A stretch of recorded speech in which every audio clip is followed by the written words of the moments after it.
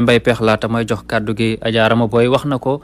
président def na lu am solo ci tali ak rawatina infrastructure sanitaire yi sànq maa ngi wax ne jéey ju mel nii bu fekkutoon ne am na hôpital bu yees bu mucc ayib boo xam ne defar nañ ko foofu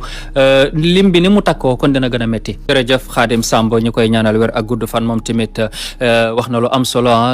je rappelle Adja Rama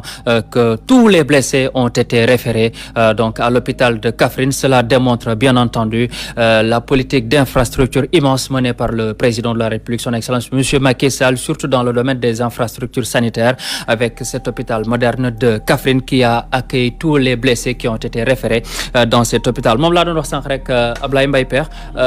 infrastructure yi nga xam ne président Macky Sall defar na ko tey jii ak hôpital bi nga xam ne am na fële ci Kaffrine dafay wane ne wax dëgg yàlla infrastructure yi njiit réew mi def na ci lu am solo ba tax na ji wax dëgg yàlla